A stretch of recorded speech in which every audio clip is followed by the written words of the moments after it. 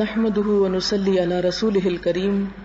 اما بعد فاعوذ بالله من الشيطان الرجيم بسم الله الرحمن الرحيم رب اشرح لي صدري ويسر لي امري واحلل عقدة من لساني يفقهوا قولي ربنا زدنا علما۔ جیسا کہ گزشتہ درس میں یہ بات ہوئی تھی کہ احادیث کے مطالعے سے پہلے احادیث کے بارے میں اس کی تاریخ، اس کی تدوین اور اس کی مختلف اصطلاحات کے بارے میں درس کے شروع ہونے سے پہلے بات کی جائے گی، تو اسی سلسلے میں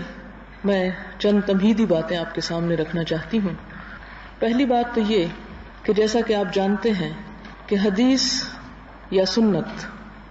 دونوں باہم ملتی جلتی اصطلاحات ہیں۔ حدیث کا لفظی مطلب بات ہوتا ہے،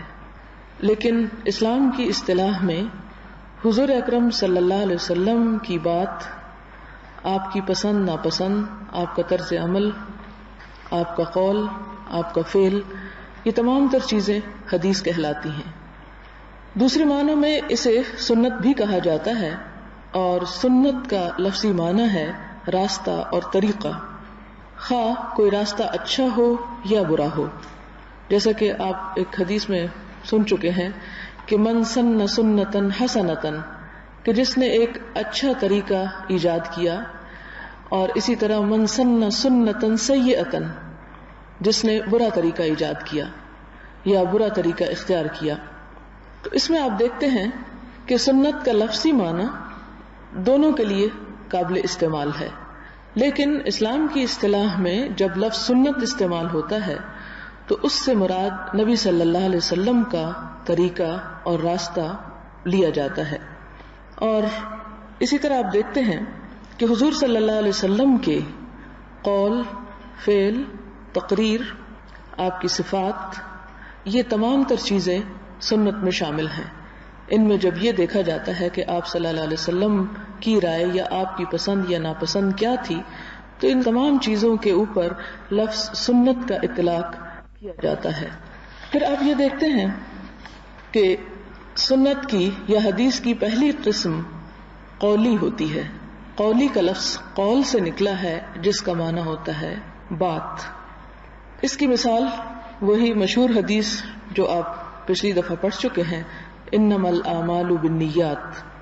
کہ عمل کا دار و مدار نیت پر ہے۔ اب جو یہ تین الفاظ ہیں، یہ نبی صلی اللہ علیہ وسلم کی زبان مبارک سے ادا ہوئے اور آپ کا قول شمار ہوئے، اس لیے اسے قولی حدیث یا قولی سنت کہا جائے گا۔ دوسرے درجے پر فعلی سنت یا فعلی حدیث آتی ہے، اور فعل کا معنی جیسے کہ اردو میں بھی آپ جانتے ہیں کام ہے، کہ کوئی کام جو آپ صلی اللہ علیہ وسلم نے کیا، مثلا نماز پڑھنے کا طریقہ، روزہ رکھنے کا طریقہ،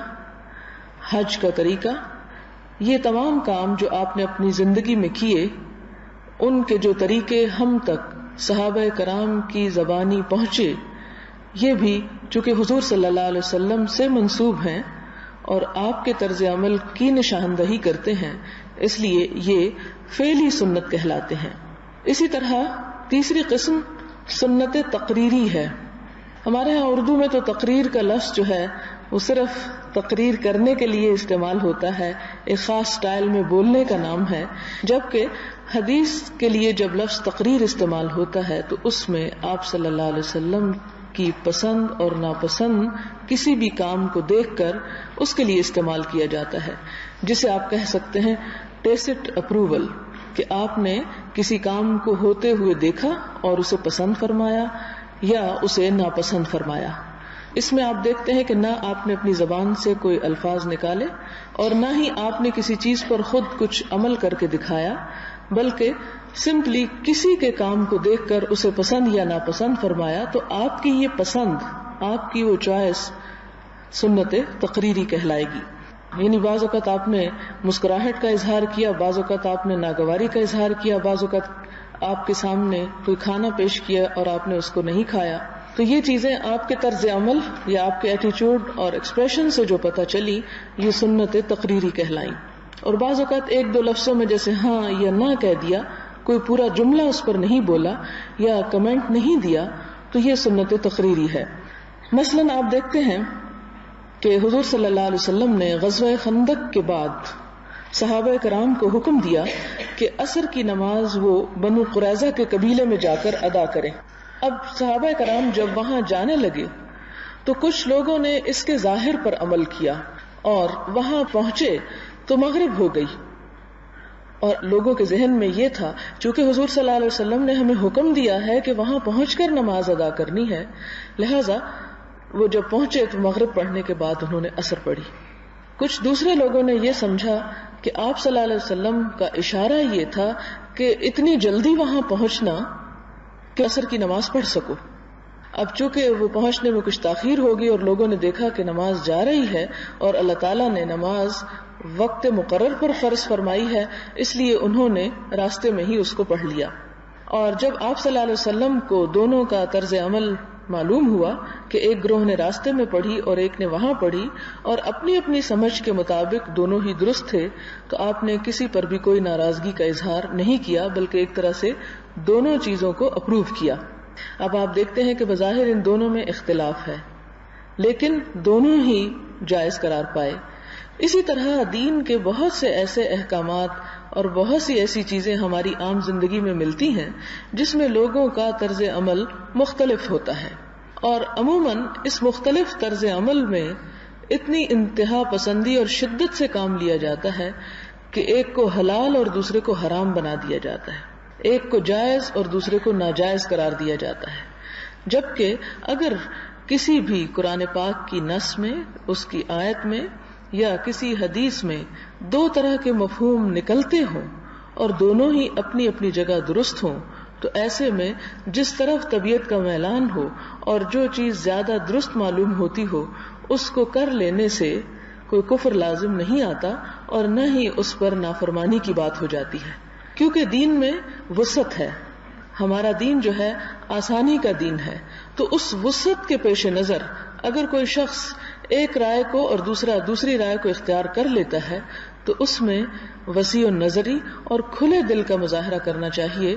اس کا مطلب یہ نہیں کہ جو میں کر رہا ہوں سارے لوگ وہی کریں تو وہ حق پر ہیں، اور اگر کوئی شخص میرے نقطہ نظر سے متفق نہیں تو وہ سب غلط ہے. ایسی اپروچ اور اس قسم کی سوچ جو ہے وہ دین میں فائدہ پہنچانے کی بجائے عام طور پر نقصان دہ ثابت ہوتی ہے. جیسے کہ آپ دیکھتے ہیں کہ ان دونوں کا طرز عمل بالکل مختلف تھا لیکن دونوں اپنی اپنی جگہ پر درست تھے. ایک نے آپ کے حکم کی تعویل کی اور ایک نے اسے ظاہری طور پر لیا. اور آپ کو معلوم ہوگا کہ ہمارے ہاں بھی، یعنی پاکستان میں تو نہیں لیکن تاریخ میں ایک گروہ رہا ہے ظاہری، اور ظاہری گروہ جو تھا وہ اسی قسم کی احادیث کے صرف ظاہری پہلو پر عمل کرتا ہے، اس میں تعویل نہیں کرتا. یعنی اس میں یہ نہیں کہتا کہ آپ صلی اللہ علیہ وسلم کے اس حکم سے اصل میں مراد یہ ہے، بلکہ وہ سمپلی یہ دیکھتے ہیں کہ اس کا ظاہری حکم کیا بنتا ہے. اسی طرح آپ دیکھیں کہ حضور صلی اللہ علیہ وسلم کے اظہار ناپسندیدگی کا ایک واقعہ میں یوں ملتا ہے کہ آپ کی خدمت میں پکی ہوئی گوہ، ایک جانور ہے، وہ پیش کیا گیا کھانے کے لیے، لیکن کھایا عموماً نہیں جاتا، تو وہ پیش کیا گیا آپ کے سامنے. تو آپ کے ساتھ حضرت خالد بن ولید تھے، انہوں نے اسے کھا لیا لیکن آپ نے نہ کھایا. صحابہ رضوان اللہ علیہم اجمعین نے دریافت کیا کہ کیا اس کا کھانا حرام ہے؟ اگر آپ نہیں کھا رہے تو اس کا مطلب ہے ہم بھی نہ کھائیں، کیونکہ ہمارے لیے تو یہ حکم ہے کہ ہم حضور صلی اللہ علیہ وسلم کے افعال اور اعمال کی پیروی کریں. تو آپ صلی اللہ علیہ وسلم نے فرمایا حرام تو نہیں مگر یہ ہمارے علاقے میں نہیں ہوتی اس لیے میں اسے پسند نہیں کرتا. تو ایسی بہت سی چیزیں کہ جو اپنی جگہ حلال ہوں اور کوئی شخص اسے اپنی طبیعت کی پسند ناپسند کی وجہ سے استعمال نہ کرے تو اس میں بھی کوئی دین میں کفر لازم نہیں آتا. یہ ضروری نہیں کہ ہم ہر وہ چیز لازمی طور پہ کھا کے دیکھیں جو نبی صلی اللہ علیہ وسلم نے کھائی. بعض اوقات عادات اور علاقوں کے اختلاف اور مختلف چیزوں کے اختلاف کی وجہ سے ان میں کچھ فرق آ سکتا ہے. بہرحال آپ صلی اللہ علیہ وسلم نے اس چیز کو ناپسند فرمایا، لیکن یہ آپ کی ناپسند چونکہ ایک ذاتی ناپسند تھی اس لیے اس کو دین کا حصہ نہیں بنایا گیا، بلکہ ساتھ ہی یہ وضاحت کر دی گئی کہ یہ چیز حلال ہے، جو کھانا چاہے اسے کھا بھی سکتا ہے. پھر اسی طرح آپ دیکھیں کہ سنت لفظ کا اطلاق بعض اوقات ایسی چیزوں پر بھی کیا جاتا ہے جو حضور صلی اللہ علیہ وسلم سے براہ راست منقول نہ ہو، آپ سے متعلق نہ ہو، بلکہ اس کے علاوہ بھی یہ لفظ کچھ چیزوں پر استعمال ہوتا ہے. مثلاً قرآن پاک میں کوئی چیز موجود ہو تو اسے کہہ دیا جاتا ہے سنت اللہ، کہ یہ اللہ کا طریقہ ہے. تو وہاں وہ لفظ جو ہے سنت وہ اپنے لفظی معنی میں استعمال ہو رہی ہوتی ہے، لیکن یہ استعمال بھی عربی ادب میں یا زبان میں موجود ہے. اس سے سنت اللہ جب ہم لیتے ہیں تو اس سے مراد حضور صلی اللہ علیہ وسلم کی سنت نہیں ہوتی، بلکہ اللہ تعالیٰ کا کوئی حکم ہوتا ہے. اسی طرح یہ ہے کہ بعض اوقات صحابہ کرام کے اجتہادات جو تھے کہ کوئی ایسے احکامات جن کے بارے میں حضور صلی اللہ علیہ وسلم نے کچھ نہیں فرمایا یا قرآن پاک میں اس کا کوئی واضح حکم نہیں آیا، مگر قرآن اور سنت رسول صلی اللہ علیہ وسلم کی روح کو سامنے رکھتے ہوئے صحابہ کرام نے اپنے طور پر کسی بات کا فیصلہ کیا، اجتہاد کیا، تو اس اجتہاد کو بھی صحابہ کرام کے اجتہاد یا ان کی رائے یا ان کے قول کو بھی سنت قرار دیا گیا. پھر اسی طرح آپ دیکھیں مثلا اس کی مثال یہ ہے کہ حضرت عثمان رضی اللہ تعالی عنہ نے تمام لوگوں کو ایک قرات پر متفق اور متحد کیا قرآن پاک کی، اور یہ اہتمام کیا کہ قرآن پاک جو کہ لغت قریش میں نازل ہوا ہے، اس لیے آج کے بعد تمام کی تمام دنیا کے لوگ اسی لغت پر قرآن کو پڑھیں گے. لغت کا مطلب یہ نہیں کہ لغت قریش عربی تھی اور غیر قریش جو تھی وہ عرب نہ تھی، لیکن چونکہ ان تمام لہجوں میں افضل ترین لہجہ یا ڈائلیکٹ جو تھا وہ قریش کا تھا، اور قرآن پاک کے لیے اسی کو منتخب کیا گیا. جب بہت سے اور لوگ مسلمان ہوئے، اسلامی فتوحات کا سلسلہ دراز ہوا،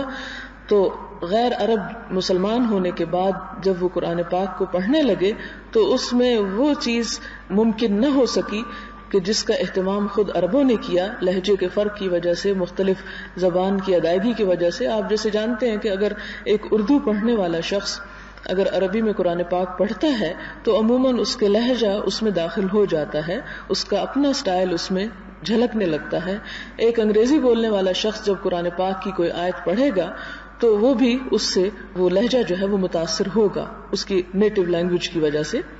تو اسی طرح حضرت عثمان رضی اللہ تعالیٰ عنہ نے تمام لوگوں کو، خواہ وہ کسی بھی علاقے سے تعلق رکھتے تھے، آپ جانتے ہیں حضرت عمر رضی اللہ تعالیٰ عنہ کے دور میں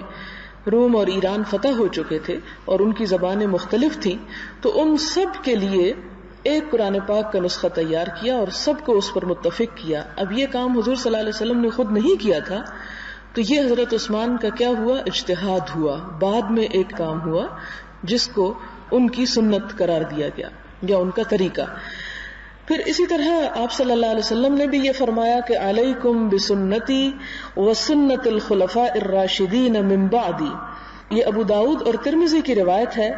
کہ میری اور میرے خلفائے راشدین کی سنت کو ہاتھ سے نہ جانے دینا. تم پر لازم ہے کہ تم میری سنت کا اتباع کرنا اور میرے بعد میرے خلفاء کی سنت کا اتباع کرنا.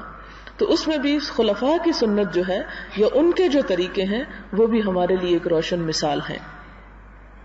اسی طرح ہم دیکھتے ہیں کہ فقہاء کی اصطلاح میں سنت تھوڑا سا مختلف مفہوم رکھتی ہے. وہ فرض کے مقابلے میں سنت، جیسے آپ نماز پڑھتے ہیں تو یہ فرض ہے، نماز میں فرض بھی ہیں اور اس کے ساتھ ساتھ کچھ چیزیں سنت بھی ہیں، تو وہاں پر فرض کے مقابلے میں سنت کا لفظ بولا جاتا ہے کہ نسبتاً کم اہم چیز. پھر اسی طرح آپ دیکھیں کہ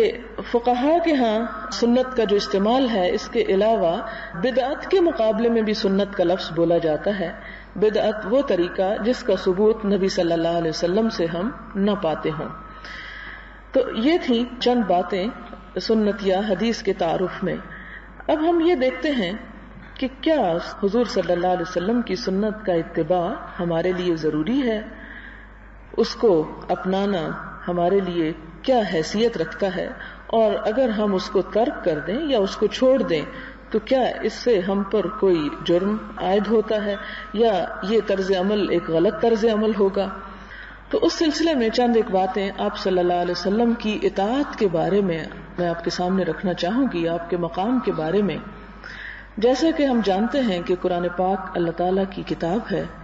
جس میں 1400 سال کے اندر کسی قسم کی کوئی تبدیلی واقع نہیں ہوئی. لیکن جیسا کہ آپ یہ بھی جانتے ہیں کہ قرآن پاک میں جو احکامات ہمیں ملتے ہیں وہ تفصیل کے ساتھ نہیں ملتے. اصطلاح میں اسے کہا جاتا ہے مجمل ہیں. مجمل کا لفظ آپ کے لیے ایک مانوس لفظ ہے، جیسے ایمان مجمل اور ایمان مفصل. مجمل کا مطلب ہے مختصر. اب مثلاً آپ دیکھتے ہیں کہ قرآن پاک میں نماز کا حکم ایک بار نہیں، بار بار اور کئی بار آیا ہے، لیکن اس میں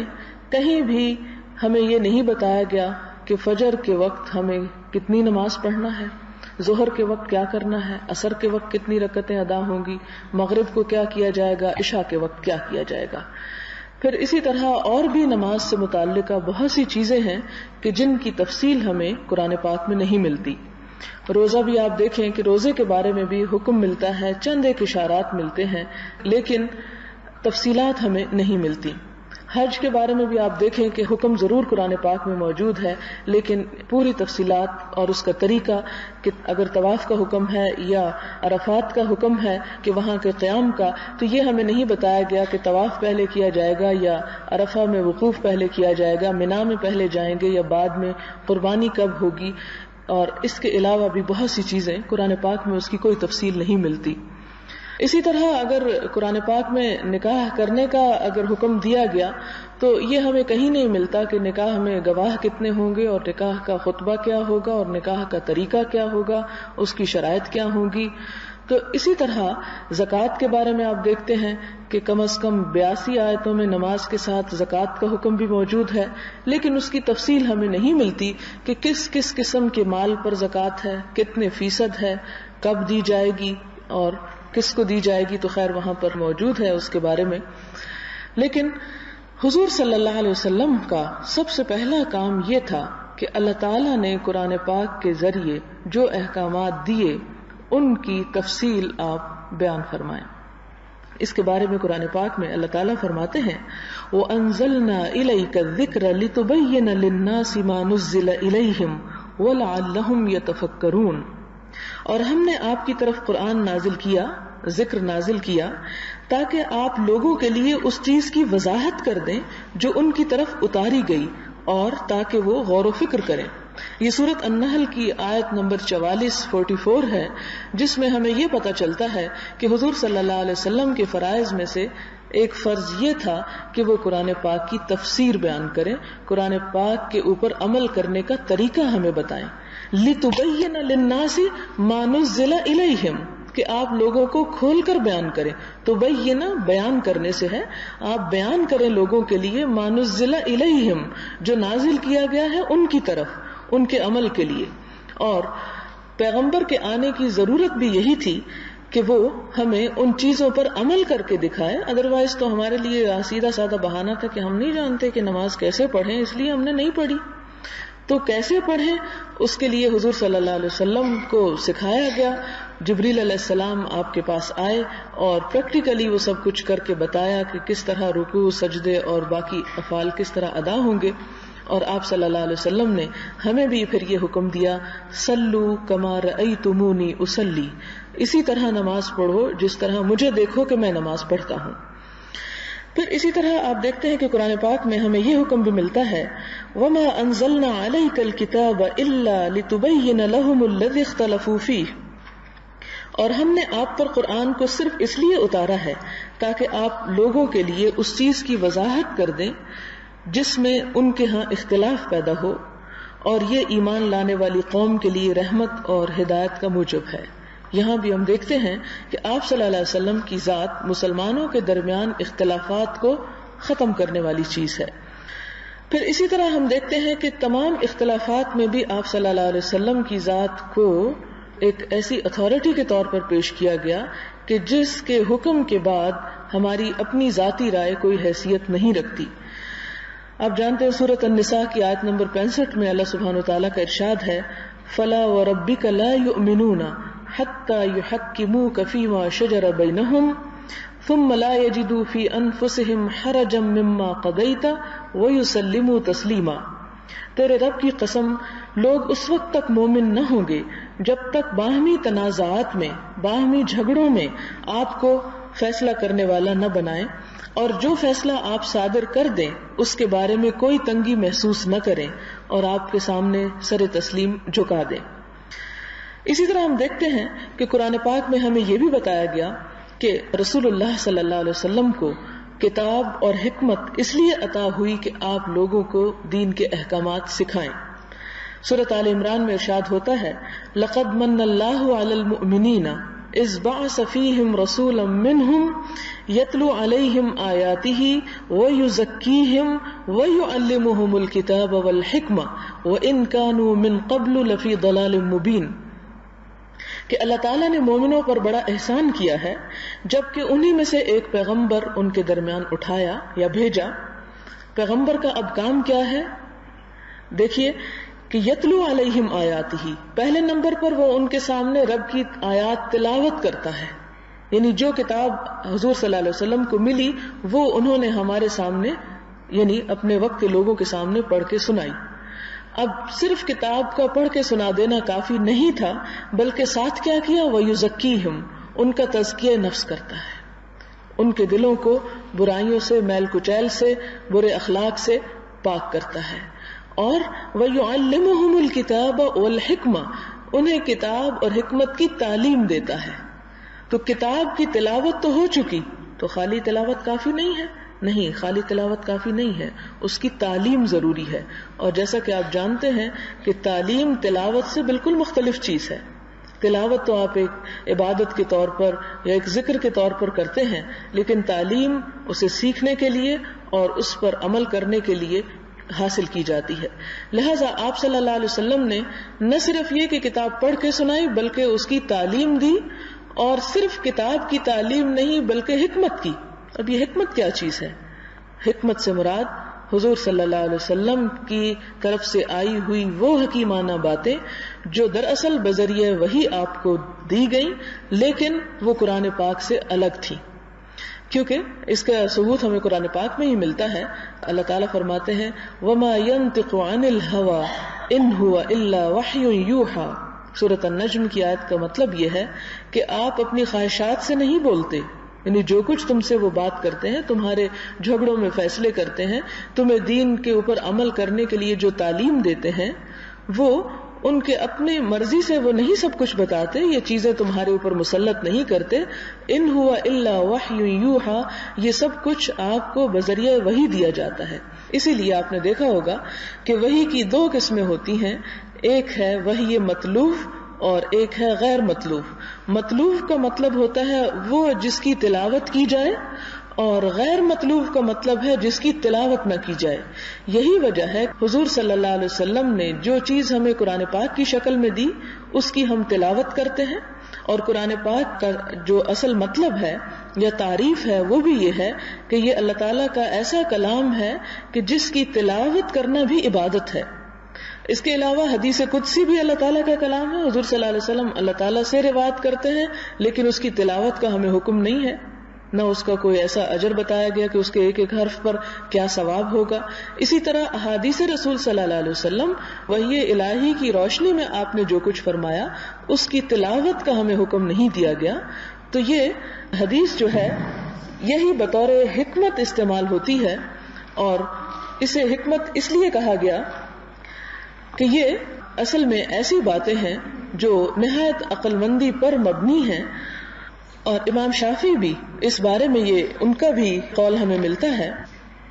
کہ یہاں پر کتاب اللہ میں جہاں کتاب اور حکمت دو چیزیں آمنے سامنے آتی ہیں، وہاں کتاب سے مراد قرآن پاک ہے اور حکمت سے مراد رسول اللہ صلی اللہ علیہ وسلم کی حدیث ہے. تو گویا آپ نے لوگوں کو نہ صرف یہ کہ قرآن کی تعلیم دی بلکہ اس کے ساتھ ساتھ حدیث کی تعلیم بھی دی، اور بہت سی چیزیں ایسی ہیں کہ جو آپ نے اس میں سے باقاعدہ طور پر لکھوائی بھی اور اس طرح یاد کروائیں جس طرح قرآن پاک کی کوئی سورت یاد کروائی جاتی ہے.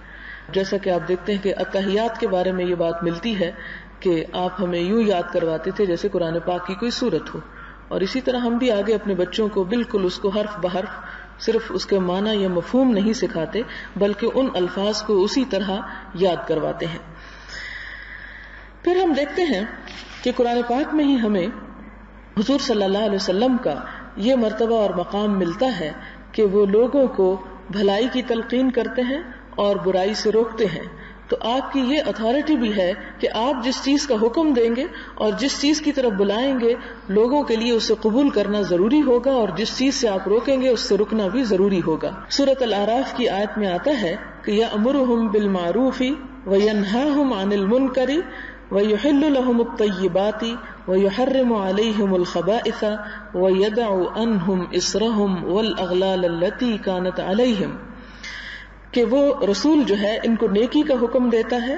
اور برائی سے روکتا ہے، پاکیزہ چیزوں کو ان کے لیے حلال ٹھہراتا ہے،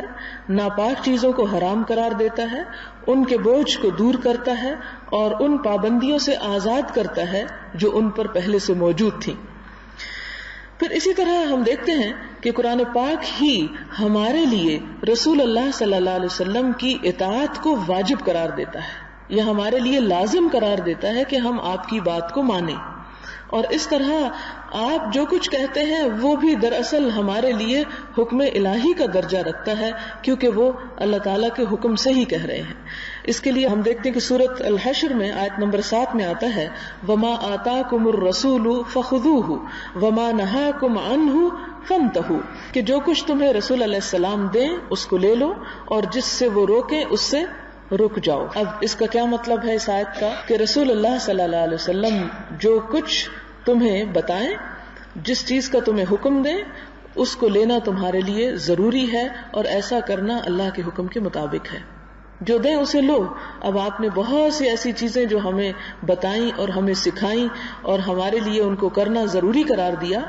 تو اگر ہم ان کو نہیں لیتے تو دراصل کیا کر رہے ہیں؟ اللہ تعالیٰ کے حکم کی نافرمانی کر رہے ہیں۔ ہم میں سے بہت سے لوگ یہ سمپلی کہہ دیتے ہیں جو کچھ قرآن میں موجود ہے وہ تو ہم لیں گے، لیکن جو حدیث پتہ نہیں وہ صحیح بھی ہے یا غلط ہے، یا معلوم نہیں اس میں کیا کچھ شامل ہو چکا ہے، تو اس کو ہم نہیں لے سکتے۔ اب یہاں پر آپ دیکھیں کہ بات یہ نہیں کہ کیا صحیح ہے اور کیا غلط ہے، وہ تو بعد میں علماء نے اپنی تمام تر کوششوں کے ساتھ ایسی احادیث کو چھان کے نکال لیا، جس طرح کوئی چیز اگر مٹی میں مل جائے تو اس کو الگ کرنے کے لیے جیسے چھلنی سے چھانا جاتا ہے تو اصل چیز اوپر رہ جاتی ہے اور باقی گرد و غبار نیچے نکل جاتا ہے۔ اسی طرح میں انشاءاللہ تعالیٰ زندگی رہی اپنے ان لیکچرز کی سیریز میں وہ تمام تر کوششیں اور وہ تمام تر طریقے اور وہ ساری میتھڈالوجی آپ کے سامنے رکھوں گی سمپل الفاظ میں، کہ جس سے آپ کو یہ پتہ چلے گا کہ ہمارے سامنے یا ہمارے پاس حدیث رسول کا جو ذخیرہ پہنچا ہے اس میں سے کون سا مستند ہے، کون سا درست ہے اور کون سا جو ہے وہ ویلڈ نہیں ہے، اور اس کے لیے کیا کیا کوششیں کی گئی اور کس طرح یہ ہم تک پہنچا ہے۔ یہ آہستہ آہستہ لیٹر سٹیج پہ بات ہوگی۔ بہرحال اس وقت ہمارے لیے سمجھنا یہ ضروری ہے کہ حضور صلی اللہ علیہ وسلم کی کسی بھی صحیح حدیث پر عمل کرنا دراصل اللہ تعالیٰ کے حکم پر عمل کرنا ہے، اور اس کو ہم ریجیکٹ نہیں کر سکتے، کیونکہ اللہ تعالیٰ نے یہ حکم دیا کہ ما آتاکم الرسول فخذوہ، جو رسول علیہ السلام تمہیں دے اسے لے لو، پکڑ لو اس کو، وما نہاکم، اور جس سے روکے، عنہ، جس چیز سے، فانتہو، تو رک جاؤ۔ اسی طرح ہم دیکھتے ہیں کہ سورۃ آل عمران میں اللہ تعالیٰ فرماتے ہیں وَأَطِیعُوا اللَّهَ وَالرَّسُولَ لَعَلَّکُمْ تُرْحَمُونَ، اللہ کی اطاعت کرو، رسول علیہ السلام کی اطاعت کرو تاکہ تم پر رحم کیا جائے۔ سورۃ الانفال میں اللہ تعالیٰ فرماتے ہیں یا ایھا الذین آمنوا استجیبوا للہ وللرسول اذا دعاکم لما یحییکم، اے لوگو جو ایمان لے آئے ہو، تم اللہ اور رسول کی دعوت پر لبیک کہو، ان کی پکار پر لبیک کہو جب وہ تمہیں ایسی چیز کی طرف بلائیں جو تمہیں زندہ کرتی ہے، جو تمہیں زندگی بخشنے والی ہے، اور زندگی بخشنے سے مراد یہ کہ ایمان کی حرارت دینے والی ہے اور تمہارے بھلائی کی ہے۔ اسی طرح آپ دیکھتے ہیں کہ سورۃ النساء میں تو ہمیں یہ پتہ چلتا ہے کہ اللہ کے رسول صلی اللہ علیہ وسلم کی اطاعت دراصل اللہ ہی کی اطاعت ہے۔ اس آیت میں آتا ہے کہ من یطع الرسول فقد اطاع اللہ، کہ جس نے رسول علیہ السلام کی اطاعت کی، آپ کی بات مانی، اس نے دراصل اللہ کی بات مانی۔